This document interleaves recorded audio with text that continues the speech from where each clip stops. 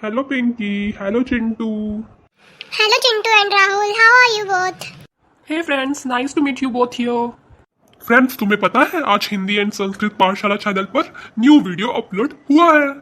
हाँ हाँ Rahul, you are right. आज मेरे को भी मेरे मोबाइल फोन पे न्यू वीडियो अपलोड का नोटिफिकेशन आया था। Same here guys, I also got a notification. So why not guys, let's watch the video together and learn something new. Yes, let's learn Hindi. Yes, let's watch the video. Let's watch the video. नमस्कार छात्रों। तो छात्रों आज हम करेंगे Hindi सवैये class 9th का chapter है ये 11वां, उसके टेक्स्ट बुक के क्वेश्चन आंसर।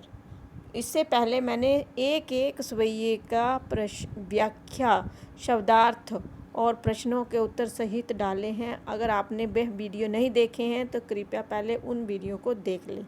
अभी आज हम करेंगे आपकी जो टेक्स्ट बुक में क्वेश्चन आंसर हैं वह। तो आइए जानते हैं उनके बारे में, जो समझते हैं उनको। ब्रजभूमि के प्रति कवि का प्रेम किन किन रूपों में अभिव्यक्त हुआ है। ब्रजभूमि के प्रति कवि ने किन किन रूपों में प्रेम को प्रकट किया है। अभिव्यक्त प्रकट किया है किन किन रूपों में। तो ब्रजभूमि में छात्रों, ब्रजभूमि के प्रति कवि रसखान के मन में गहरा प्रेम है। वह इस पर जन्म में ही नहीं, अगले जन्म में भी, वह इस जन्म में ही नहीं बल्कि अगले जन्म में भी ब्रजभूमि में ही रहना चाहता है। चाहे उसे ईश्वर ग्वाला बनाए, पक्षी बनाए, पशु बनाए या फिर पत्थर बनाए।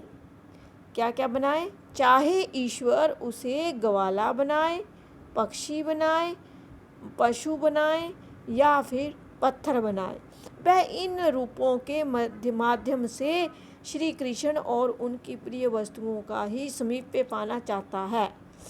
तो ये था छात्रों आपका पहला प्रश्न। तो प्रश्न में ये बातें आना बहुत ज़रूरी है कि ब्रजभूमि के प्रति कवि का प्रेम किन किन रूपों में। एक ग्वाला, ईश्वर उनको ग्वाला बनाए, पक्षी बनाए, पशु बनाए और फिर पत्थर बनाए। अगर इस लाइन को छोड़ दोगे और बाकी लिखोगे तो नंबर नहीं मिलेंगे, क्योंकि यहाँ पर मेन बातें यही हैं। प्रश्न नंबर 2, कवि का ब्रज के वन, बाग और तालाब को निहारने के पीछे क्या कारण है। निहारना होता है एक टक करके देखते रहना है।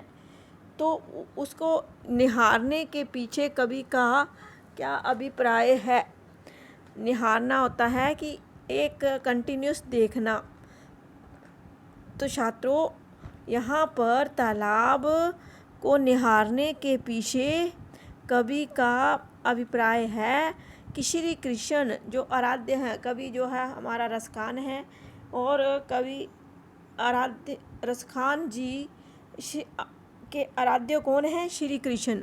श्री कृष्ण ने ब्रजभूमि के वन, बाग और तालाबों में गोपियों के साथ अनेक लीलाएं की हैं। कवि रसखान, एक बार फिर से दोहराती हूँ, कवि रसखान के आराध्य कौन है? श्री कृष्ण ने ब्रजभूमि के वन, बाग और तालाबों में गोपियों के साथ अनेक लीलाएं की हैं। इसीलिए कवि उन सभी स्थलों को नज़दीक से निहार कर धन्य हो जाना चाहता है। अब उन स्थानों को देखकर कवि जो है वह धन्य हो जाना चाहता है। प्रश्न नंबर 3, एक लकुटी तो आपको पहले बताया था मैंने, इसका क्या अर्थ है? लकड़ी। और कमरिया मीन पर कवि सब कुछ न्योछावर करने को क्यों तैयार है। तो इसमें लकड़ी और कमरिया का अर्थ मैंने पहले बताया था, आपको याद होगा। तो उस पर कवि सब कुछ न्योछावर करने के लिए तैयार है। कवि के आराध्य कृष्ण है, इसलिए कवि अपने आराध्य की प्रत्येक प्रिय चीज़ पर सर्वदा सब न्योछावर करना चाहता है। कवि जो है जो कृष्ण की प्रिय चीज़ें हैं उन पर अपना सर्वस्व न्योछावर करना चाहता है। यही कारण है कि वह श्री कृष्ण की लाठी और कंबल के लिए अपना सर्वस्व न्योछावर करने का तैयार है। अब कामरिया का मतलब आपको पता होगा तभी आप इसको लिख सकते हैं। और लकड़ी होती है लाठी या लकड़ी, कामरिया मीन कंबल ओढ़ने वाला। तो अगर आपको प्रश्न आ जाता है एग्ज़ाम में और इसका मीनिंग आपको नहीं आता है तो आप कंफ्यूज हो जाएंगे। तो एक बार फिर से मैं उत्तर को दोहराती हूँ कि कवि के आराध्य कृष्ण हैं, इसलिए कवि अपने आराध्य की प्रत्येक चीज़, प्रिय चीज़ पर सर्वस्व न्योछावर करना चाहता है। और यही कारण है कि वह श्री कृष्ण की लाठी और कंबल के लिए अपना सब कुछ न्योछावर करने को तैयार है। अपनी भाषा में ऐसे भी लिख सकते हैं, सर्वस्व होता है सब कुछ।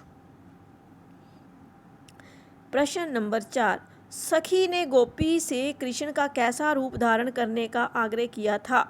अपने शब्दों में लिखिए। अब सखी ने कैसा रूप धारण करने के लिए कहा था गोपी से?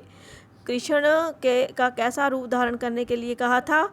तो छात्रों, आपको याद होगा जब मैंने व्याख्या समझाई थी तो उसमें मैंने बड़े अच्छे से बताया था। तो जिन बच्चों ने अच्छे से सुना होगा उनको तो प्रश्न एक बार रीड करने की ज़रूरत है, बस फिर वो तो उत्तर लिख लेंगे।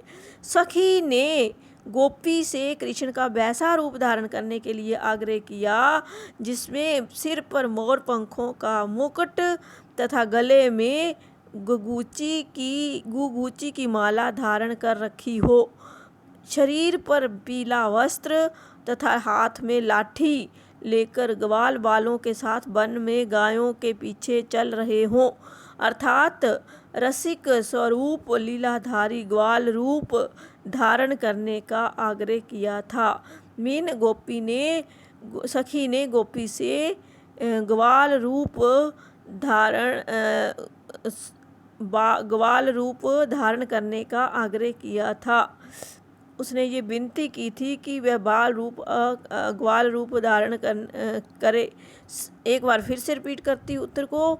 सखी ने गोपी से कृष्ण का वैसा रूप धारण करने के लिए आग्रह किया जिसमें सिर पर मोर पंखों का मुकुट तथा गले में गुगुची की माला धारण कर रखी हो, शरीर पर पीला वस्त्र हो तथा हाथी में लाठी लेकर ग्वाल वालों के साथ वन में गायों के पीछे चल रहे हों, अर्थात रसिक स्वरूप लीलाधारी ग्वाल रूप धारण करने का आग्रह किया था।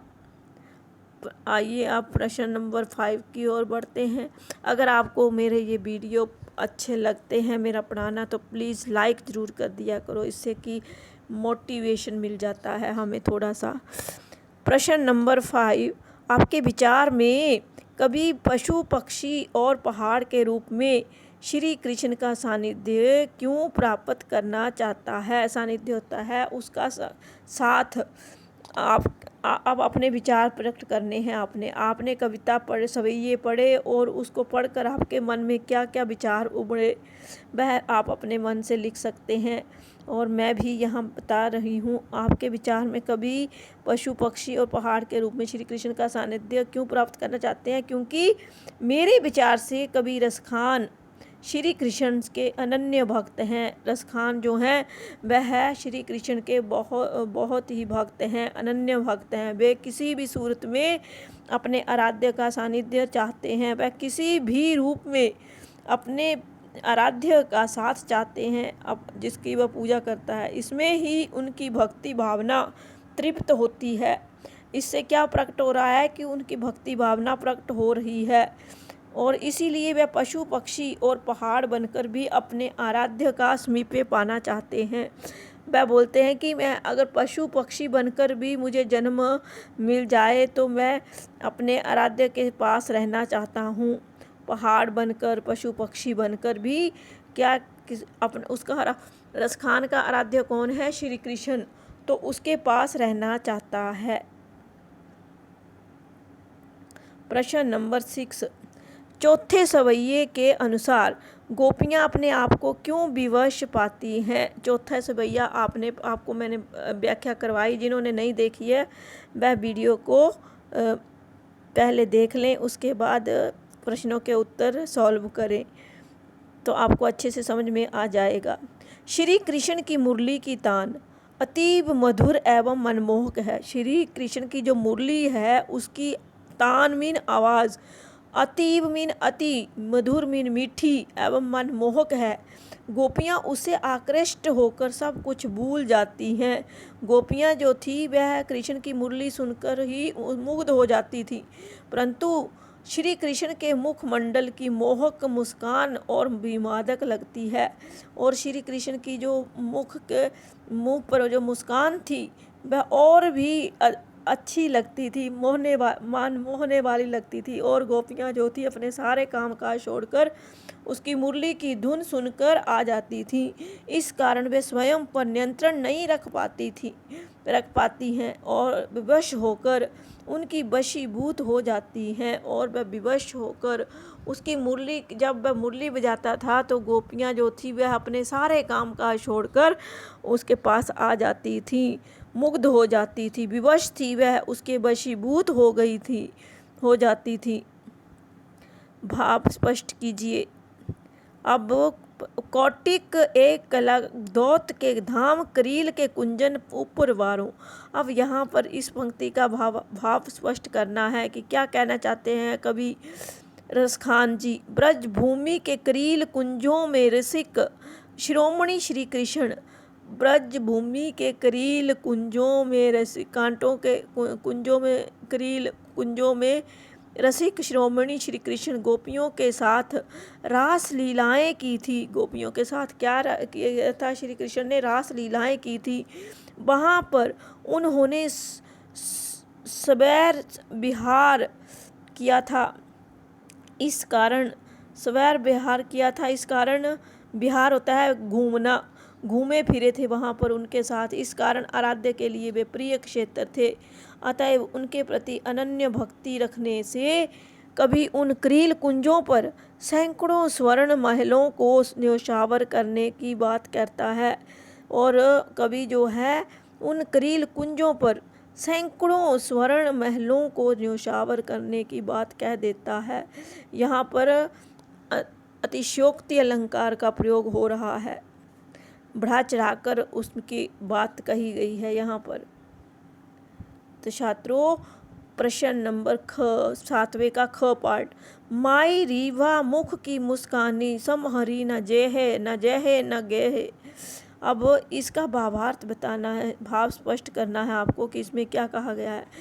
कोई गोपी कृष्ण की मधुर मोहिनी मुस्कान पर इतनी मुग्ध है कि उससे कृष्ण की मनमोहकता झेली नहीं जाती। कोई एक गोपी जो है वह कृष्ण की मधुर मोहिनी मुस्कान पर इतनी मुग्ध हो गई है कि उसका कृष्ण की मोहकता झेली नहीं जाती, सुंदरता देखी नहीं जाती। वह पूरी तरह से उस पर समर्पित हो गई है, कालिंदी कूल कदम्ब की डारन में कौन सा अलंकार है। अलंकार भी आपको आने चाहिए। कालिंदी कूल, अब यहाँ पर क की आवृत्ति हो रही है। कालिंदी कूल कदम्ब की डारन, क की आवृत्ति हो रही है तो कौन सा अलंकार है, अनुप्रास अलंकार। क वर्ण की आवृत्ति होने से कौन सा अलंकार हो गया, अनुप्रास अलंकार। जहाँ पर वर्णों की आवृत्ति हो वहाँ पर कौन सा अलंकार होता है, अनुप्रास अलंकार।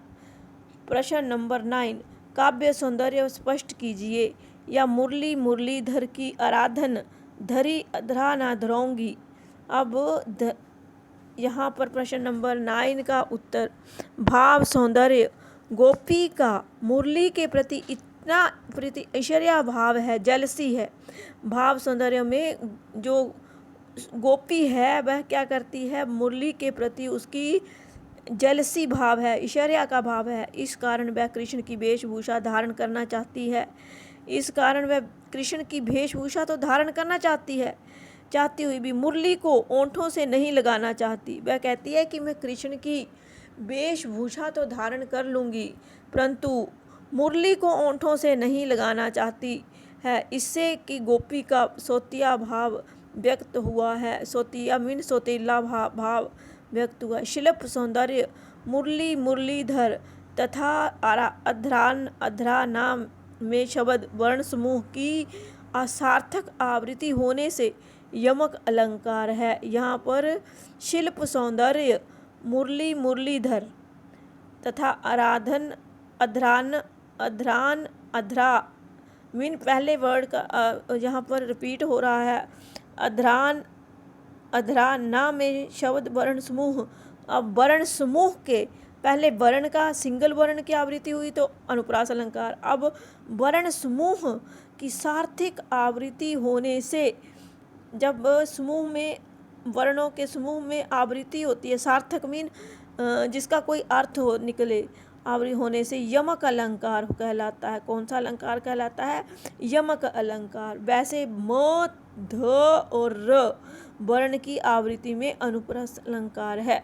म, ध और र में वर्ण अगर अकेला म, ध, र, ये जो म मुरली का ध में क्या है? अनुप्रास अलंकार है। यहाँ पर वर्ण की आवृत्ति हो रही है। जहाँ वर्ण समूह की आवृत्ति हो वहाँ पर यमक अलंकार होता है। ब्रज भाषा का लालित्य और सवैया छंद की गति यति प्रशंसा की गई है। अगर छात्रों आपको अलंकार का वीडियो चाहिए तो कमेंट में ज़रूर लिख के बताना, फिर मैं आपको अलंकार का वीडियो भी बनाकर डाल दूँगी। तो ये मेरा जो प्रयास है आपको कैसा लग रहा है? लाइक ज़रूर कर दिया करो वीडियो को, क्योंकि वीडियो देख तो लेते हैं पर लाइक नहीं करते हैं। रचना और अभिव्यक्ति ये आपके अपने आप करने का प्रश्न होता है, आपके अपने विचार देने का प्रश्न होता है कि आप रचना कीजिए क्रिएटिव राइटिंग के लिए कि आपने क्या ग्रहण किया इस पाठ में पढ़कर।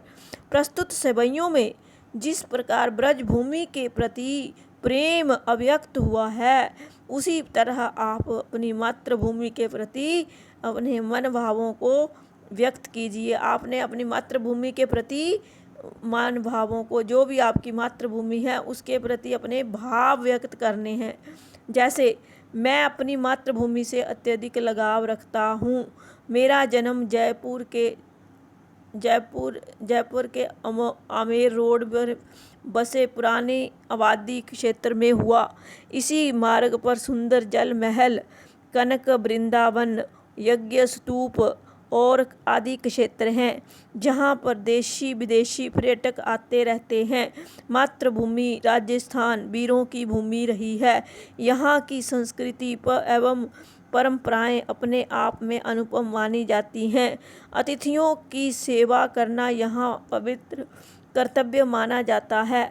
आमेर की पहाड़ी पर अनेक तरह के हरे भरे वृक्ष हैं। पहाड़ी औषधियाँ मिलती हैं। नाहरगढ़ तथा आमेर का पुराना किला है। नाहरगढ़ और आमेर का पुराना किला भी है। पुराने कई ऐतिहासिक स्थल हैं जहाँ की जलवायु भले ही शुष्क है परंतु स्वास्थ्य के अनुकूल है। इन सभी विशेषताओं के कारण मैं मातृभूमि से अतिशय प्रेम करता हूँ और उसकी खुशहाली के लिए सदा तत्पर रहता हूँ। अब आपको अपनी अपनी जन्मभूमि के बारे में लिखना है, क्योंकि आप अपनी मम्मी से पूछेंगे कि आपका बर्थ प्लेस कौन सा है, तो उसके हिसाब से आप अपना जन्म स्थान के बारे में बताएंगे। ये आपका होमवर्क है। आप कमेंट बॉक्स में इसे करना ज़रूर कि कहाँ कहाँ से आप हो और वहाँ की क्या क्या आपकी जन्मभूमि की क्या विशेषताएं हैं। Thanks for watching.